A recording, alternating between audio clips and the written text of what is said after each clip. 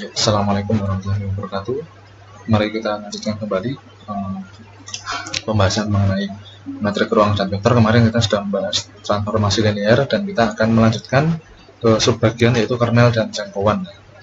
Kernel itu kalau di Linux kan suatu program-program yang menjadi human machine interaction ya, atau perantara antara sistem operasi dengan hardware, itu kan kernel. Kalau kernel di metrik, kernel itu sebagai himpunan yang menyebabkan hasil transformasi dari vektor itu menyebabkan 0 ya. Jadi suatu kumpulan himpunan metrik atau himpunan vektor yang menyebabkan transformasi dari vektor itu menghasilkan 0 ya. Misalkan transformasi dari ruang vektor V ke ruang vektor W merupakan transformasi linear. Semua unsur di V yang dipetakan ke vektor 0 di W dinamakan kernel T ya. Notasi kernel T itu ada ker kemudian T ya, atau kernel T ya. Bisa juga kita rumuskan kernel T ini adalah himpunan vektor U yang merupakan elemen dari ruang vektor V, di mana transformasi daripada vektor U memunculkan hasil vektor 0 ya. Jadi kernel T ini adalah semua vektor U yang merupakan elemen dari ruang vektor V, di mana transformasi daripada U itu menghasilkan vektor 0 ya. Jadi semua himpunan-himpunan vektor ketika ditransformasikan menyebabkan 0, maka semua himpunan vektor itu adalah kernel T.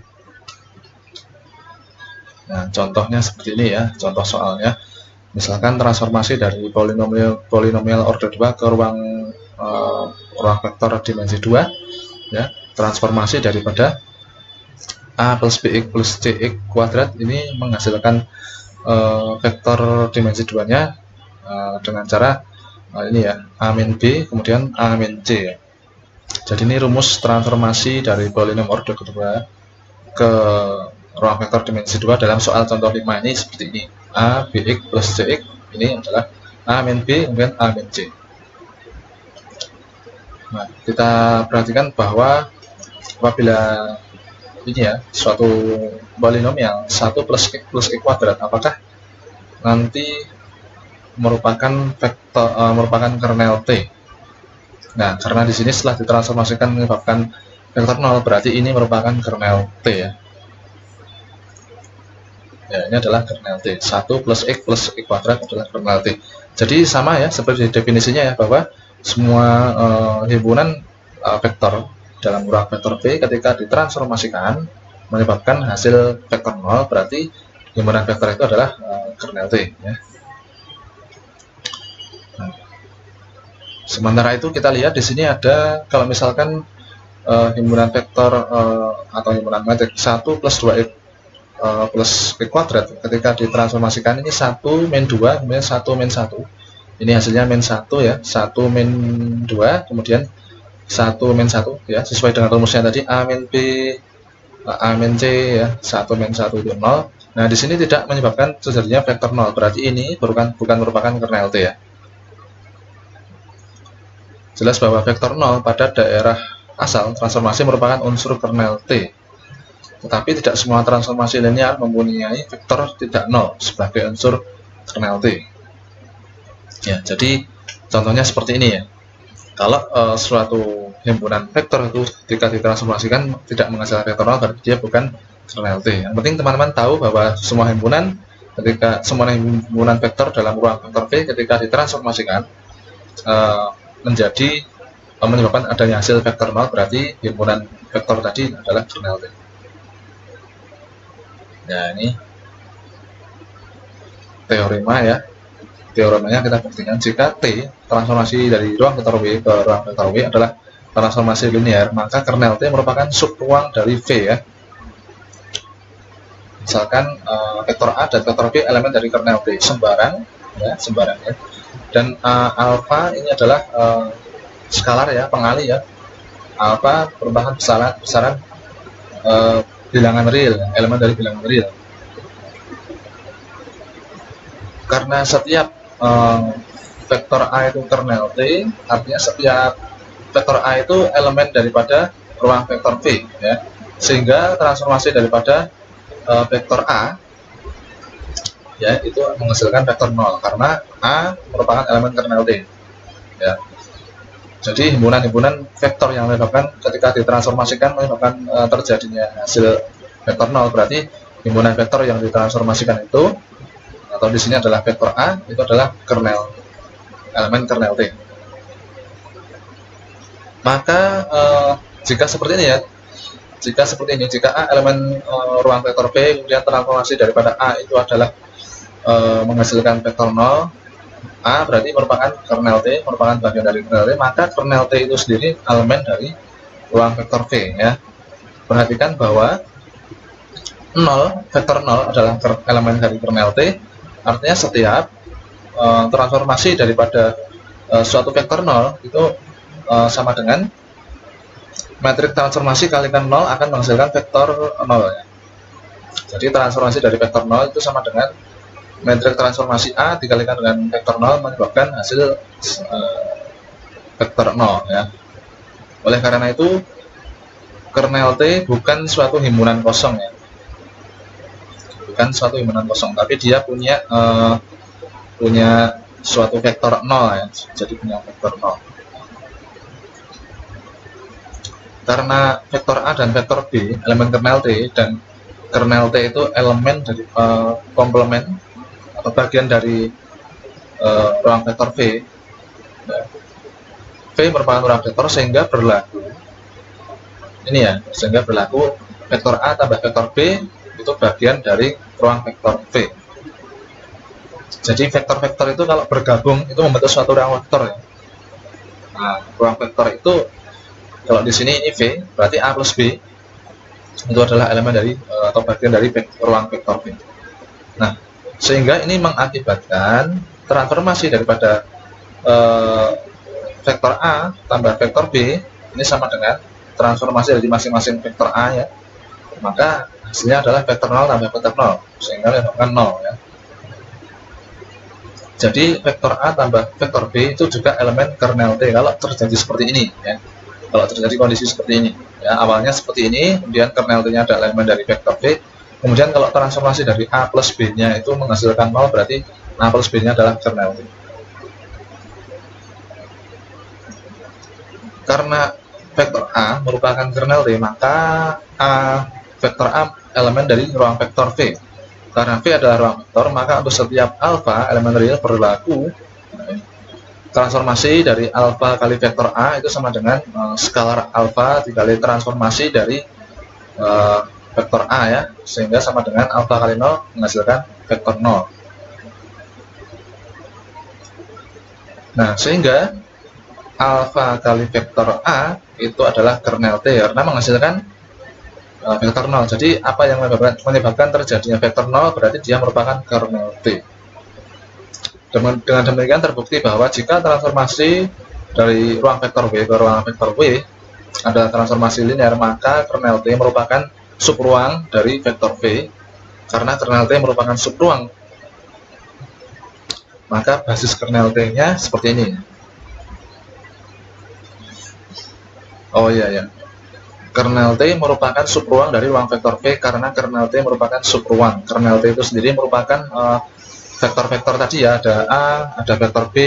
Kalau dia itu ditambahkan dia menghasilkan 0, berarti dia terbukti berada di dalam atau dia menjadi elemen dari ruang vektor V. Berarti kernel T itu merupakan subruang. Nah, sekarang basis kernel T ini kita lihat dalam contoh ya, dalam contoh soal. Diketahui transformasi linear memetakan dari ruang 3 dimensi ke ruang vektor 3 dimensi ke polinom order 2 ya. Polinom order 2 itu yang koefisiennya sampai dengan koefisien E kuadratnya dengan rumus transformasi vektor A, B, C ini sama dengan ini ya, hasil konversinya atau transformasinya itu seperti ini. A plus B ditambah 2A min C kali X tambah 2A plus B plus C kali X kuadrat ya. Tentukan basis dan dimensi dari kernel T dan ruang dan RT ya.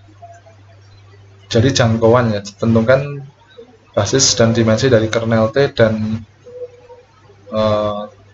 jangkauan T ya, R itu jangkauan ya, range jangkauan T. Nah, basis kernel T berarti kita mencari himpunan dari vektor-vektor yang menyebabkan transformasinya menjadi 0. Kemudian dimensi kernel T itu adalah besarnya atau banyaknya dari anggota-anggota di dalam kernel T itu ada berapa kolom ya. Berarti kalau misalkan 2 kolom ya 2, kalau 3 kolom 3. Kemudian kalau RT ini atau jangkauan dari transformasi, jangkauan dari transformasinya itu berarti kita lihat dari metrik transformasinya itu ketika di OBE kan, nanti hasil akhir dari OBE itu apakah semua kolom itu mengandung satu utama. Kalau semua kolom mengandung satu utama, berarti semua kolom itu diikutkan sebagai bagian dari banyaknya jangkauan transformasi T.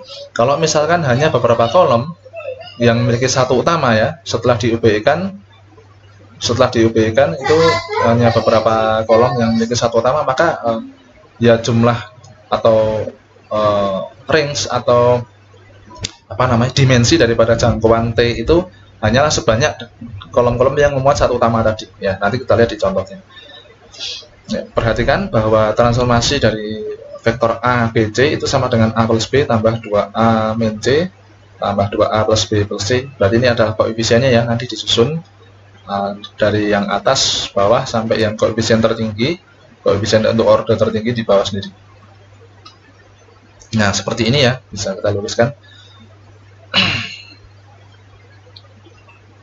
Kalau kita diminta menentukan basis dan dimensi kernel T, berarti ini itu harus menjadi vektor 0, karena kita menentukan basis dan dimensi kernel T. Sudah pasti berarti ini nanti harus menjadi suatu basis atau ketemu basisnya.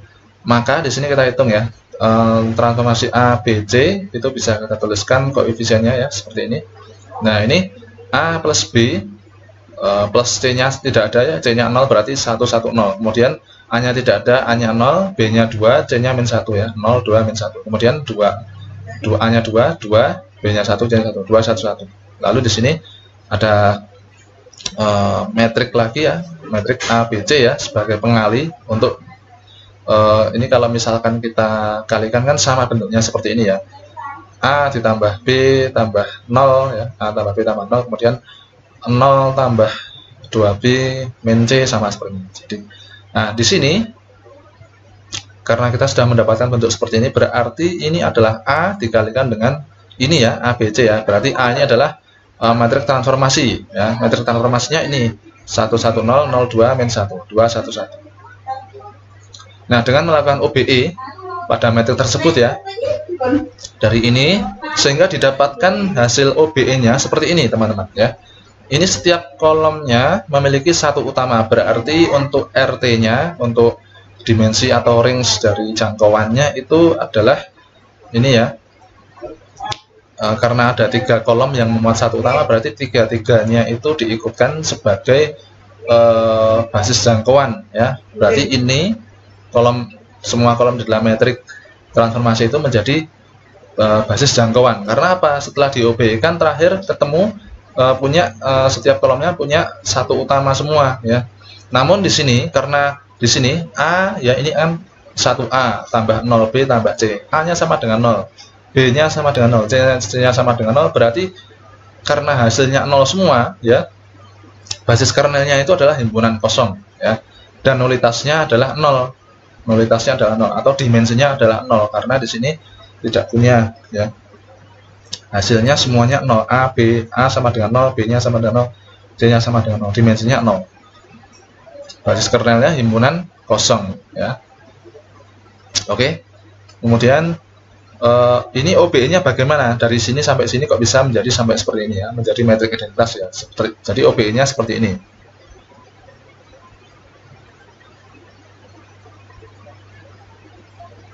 Ya, OBE-nya yang pertama ini ya, yang pertama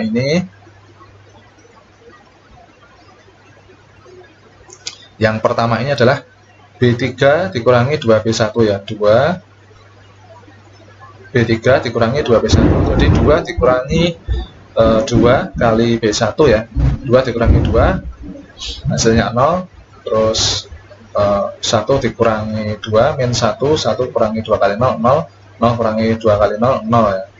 Nah kemudian bagian yang ini dilakukan 3 kali OBE. OBE yang pertama itu adalah B1 dikurangi setengah B2 ya. B1 dikurangi dengan setengah B2. Hasilnya di sini. 1 dikurangi setengah dari 0 1. 1 kurangi setengah 2 0 ya. Setengah daripada 2 0. Kemudian 0 dikurangi setengah daripada min 1 0 min setengah berarti plus setengah ya. Kemudian 0 dikurangi setengah dari 0 0 ya. Ini yang pertama ketemu di sini. Kemudian baris kedua kalikan setengah ya. Ini baris kedua ini kalikan setengah, taruh di sini. 0 kali setengah 0, 2 kali setengah 1, min 1 kali setengah min setengah, ini 0. Kemudian baris ketiga tambah baris kedua ya. Nah, ini baris ketiga tambahkan dengan baris kedua. Nih, baris keduanya kan udah berubah nih tadi kan, sudah diolah dengan baris kedua kali setengah, berarti ini tambahkan baris kedua, 0 tambahkan 0 0, kemudian min 1 tambah 1 0, 1 tambah min setengah setengah, ketemu ya. Nah, ketemu. Kemudian dari sini menjadi ini melakukan 3 OBE juga ya. OBE yang pertama adalah baris kedua tambah baris ketiga. Ini baris kedua tambah baris ketiga, hasilnya simpan di baris kedua ya. Berarti baris kedua tambah baris ketiga, 0 tambah 0 0, kemudian 1 tambah 0 0, min setengah tambah setengah 0 ya, simpan di sini, 0 tambah 0 0. Baris kedua tambah baris ketiga udah. Kemudian baris 1 kurangi baris ketiga, ini kurangi ini ya.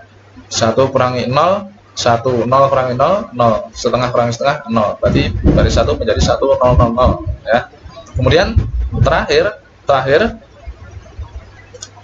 kan masih ini ya, baris ketiga kali 2 ya. Tadi yang berubah adalah baris ke-1 dan kedua. Baris ketiganya masih 00 setengah. Nah, supaya 001 bagaimana? Nah, baris ketiga dikali kedua, baris ketiga kali 2 ya, sehingga menjadi 001. Nah, di sini kita bisa menemukan bentuk satu utama ya. Hasil OBE-nya sudah menjadi satu utama semua. Tetapi di sini karena setiap koefisiennya itu sama dengan 0, berarti dia nulitasnya adalah 0 dan baris kernelnya itu basis kernelnya itu himpunan kosong ya. Oke, kita lanjutkan. Ingat ya tadi hasil OBE-nya kita perhatikan, basis ruang kolom dari metrik adalah ini ya yang dipakai. Karena apa? Karena hasil dari OBE tadi setiap kolomnya punya satu utama, berarti semua kolomnya diikutkan ya, semua kolom dari metrik transformasinya diikutkan, sehingga kita mendapati jangkauan metriknya adalah ada 3 ya, 1 2 3 1 0 kali X ditambah 2X kuadrat.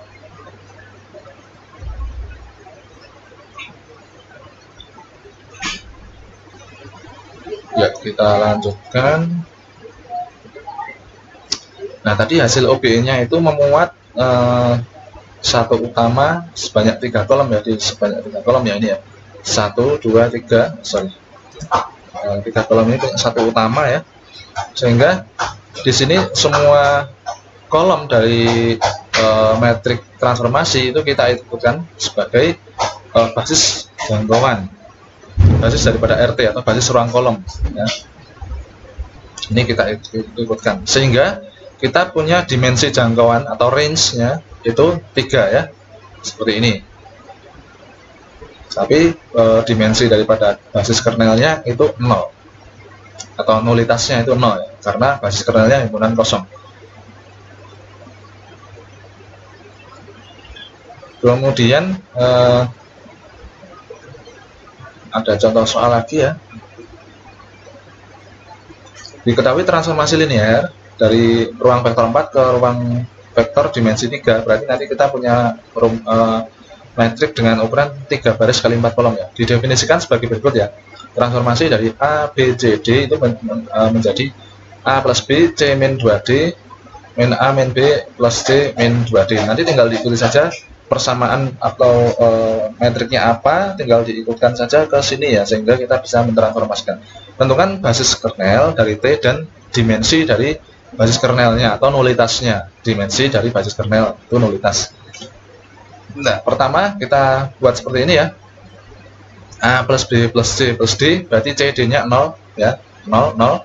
Kemudian Ini A-nya 0, B-nya 0, C-nya 1, D-nya min 2 ya. 0, 0, 1, min 2. Sesuaikan aja dengan ini, kemudian belakangnya kita berikan A, B, C, D. Mengapa? Di sini untuk membuktikan bahwa hasil dari transformasi ini adalah suatu metrik transformasi kalikan dengan ini ya, unsur daripada vektor yang ditransformasikan. Berarti ini adalah A atau metrik transformasinya ya, 1, 1, 0, 0 dan seterusnya seperti ini. Kemudian basis kernel dan dimensi kernelnya. Nah, kita hitung kernel T adalah ruang solusi dari transformasi V ya, di mana metrik A dikalikan dengan vektor V itu menyebabkan hasil vektor 0, di mana vektor V-nya yang ditransformasikan itu adalah A, B, C, D, itu elemen dari R4 ya, elemen dari ruang vektor dimensi 4. Nah, di sini berarti kita supaya bisa melihat mana yang menjadi basis kernel, kita harus melakukan OBE. Kita membuat ke arah A-nya itu membentuk ke arah metrik identitasnya ya. Nah, seperti ini. Dari bentuk metrik tadi, ini bentuk metrik yang pertama ya. Coba. Ya, ini ruang vektor ini metrik transformasi A yang pertama menjadi seperti ini ya. Ini udah pol, udah maksimal ya. Nah, OBE-nya bagaimana? OBE-nya yang pertama adalah baris ketiga tambah baris ke-1. Baris ketiga tambah baris 1, 1 ditambah min 1, hasilnya 0 ya. Kemudian min 1 tambah 1, 0. 1 tambah 0, 1. Kemudian min 2 tambah 0, min 2. Berarti kita punya dengan OBE yang pertama ini 0, 0, 1, min 2. Kemudian supaya ini menjadi 0, berarti ini tambah, ini dikurangi dengan baris kedua ya. Baris ketiga kurangi baris kedua, jadi 0 kurangi 0, 0 kurangi 0, 1 kurangi 1, min 2 kurangi min 2 ya, hasilnya 0. Nah, sekarang kita menemukan di sini baris ketiganya 0 semua ya. Berarti kita sudah punya penyelesaian tunggal di sini ya. Ini A, B, C, D. Nah, di sini C min 2D, C min 2D sama dengan 0, kemudian A plus B sama dengan 0 ya. Karena ini sudah maksimal, kita lihat di sini yang punya satu utama hanya kolom 1 dan kolom 3 ya. Untuk kolom 2 di sini harusnya ada satu utama di sini, tapi ini 0 ya. Kalau ada satu utama berarti satu utamanya posisinya di sini harusnya. Kalau di kolom keempat itu punya satu utama, seharusnya angka satunya di sini, tapi ternyata di sini angkanya 0. Berarti yang punya satu utama hanya kolom 1 dan kolom 3. Karena kolom 1 dan kolom 3 yang memiliki satu utama, maka basis jangkauannya hanya ini saja ya, hanya kolom 1 dan kolom 3. Kemudian dimensi jangkauannya hanya ada 2 ya, karena yang memenuhi setiap kolom ada satu utamanya hanya ada 2. Berarti kolom 1 dari metrik transformasi, kolom 3 metrik transformasi itu menjadi basis daripada jangkauan ya. Kemudian range-nya atau dimensi dari jangkauan, basis jangkauannya hanya 2 ya. Jadi kita melihat dimensi jangkauan itu tergantung dari hasil OBE-nya ya. Ya, ini rincian daripada ini ya. Ini metrik transformasi A tadi. Supaya kita bisa mencari basis kernel dan basis jangkauan, maka harus menghasilkan 0 hasil transformasinya ini ya. Nah, maka di sini kita lihat kolom kedua ini kan sejajar dengan B ya. Kolom kedua, semua yang ada di kolom kedua ini kalau kita kalikan dengan A, B, C, D, ini 1 kali A, kemudian 1 kali B, kemudian kalau ini kali A, ini kali B, kemudian ini yang posisi ini kali A, ini kali B, kemudian ini kali C, ini kali D. Berarti bagian kolom kedua itu sejajar dengan B ya. Sejajar dengan B. Nah, mengapa di sini saya ambil yang kolom kedua dan kolom keempat? Karena kolom 1 dan kolom ketiga itu punya satu utama, sedangkan yang tidak punya satu utama di sini saya samakan dengan suatu bilangan real ya. B itu sama dengan S, kemudian ini ya, kolom yang tidak memiliki satu utama berikutnya yaitu kolom D, kolom keempat ya. Kolom keempat itu sejajar dengan D. Ini D sama dengan T, di mana S dan T itu elemen dari bilangan real. Ini diambil dari kolom yang tidak punya satu utama, sehingga kita dapati di sini A plus B sama dengan 0, kemudian ini C ya, A, B, C, ini min 2D, C min 2D sama dengan 0, kemudian kalau A plus B sama dengan 0 berarti A sama dengan min B ya, A sama dengan min B berarti karena B sama dengan S berarti A sama dengan min S, kemudian C min 2D karena di sini D sama dengan T berarti C sama dengan 2D sama dengan 2T ya. Nah oke, lalu kita susun di sini. Setelah ketemu seperti ini, kita susun seperti ini ya. Berarti A itu adalah S ya, A itu adalah min S, kemudian B itu adalah S, C itu sama dengan 2T, kemudian D adalah T. Nah, kita pisahkan sebagaimana koefisien, masing-masing koefisiennya ya, atau elemennya ya, ini elemen. Jadi kalau ibaratnya ada I, J, K, komponen-komponennya, komponen S, ini komponen T. Komponen S cuma sampai dari baris 1 sampai baris 2, baris ketiga, empatnya 0. Berarti kita pisahkan komponen S ini adalah min 1, ini 1, kemudian di sini 0, 0 ya, ini S. Kemudian yang komponen T di baris 1 dan baris 2 tidak ada, atau 0, 0. Yang baris ketiga dan keempat ada ya, yaitu 2 dan 1. Berarti ini 0, 0, 2, dan 1. Nah, kita sudah punya di sini ini basis daripada kernel T-nya ya. Nah, dimensinya berapa? Ada 2 dimensinya, atau nulitasnya ada 2. Ya. Kernel T itu adalah ruang solusi daripada metrik transformasi kalikan vektor V yang menyebabkan hasil vektor 0. Ya, tadi seperti ini ya. Kita dapati, ini boleh nggak jadi ditulis seperti ini? Boleh saja ya. Cuma yang ini tadi bentuknya 2. Kalau ini dibagi setengah ya. Boleh-boleh saja, satu vektor ini dibagi setengah boleh. Tapi ini saya tuliskan sebagaimana adanya ya, supaya teman-teman tidak bingung. Ini 2 ya. Nah, ini 2. Jadi basis kernel T-nya adalah 1, min 1, 0, 0, 0, 0, 1, 2 ya. Ini boleh juga ditulis setengah kalau dia dikali setengah. Nah, nulitas atau dimensi dari kernel T-nya itu sama dengan 2 ya.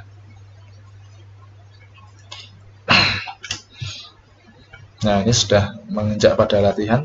Oke teman-teman, untuk latihan bisa teman-teman coba ya, sebagai latihan sendiri, tidak saya perlu menjadi tugas tidak? Ya, supaya teman-teman berlatih ya, menjadi tugas saja ya. Nah, untuk slide ke-34, kemudian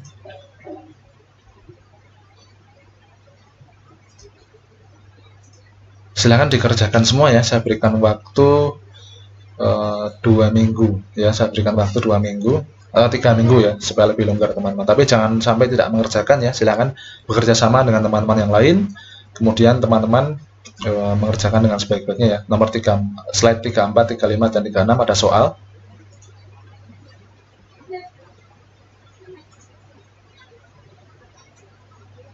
Yang ini tidak usah, teman-teman. Nomor slide 34, 35, 36 saja untuk latihan. Oke teman-teman, demikian untuk transformasi linear. Kita sudah menyelesaikan subbab kernel dan jangkauan. Untuk lebih menambah pemahaman teman-teman yang kebetulan ada suatu video dari dosen di kampus di luar kita ya, beliau menjelaskan sama materinya seperti ini, kemudian beliau menjelaskan dengan lebih jelas lagi ya. Silahkan teman-teman nanti menyimak video YouTube yang juga saya sharekan, di samping saya menge-sharekan video saya.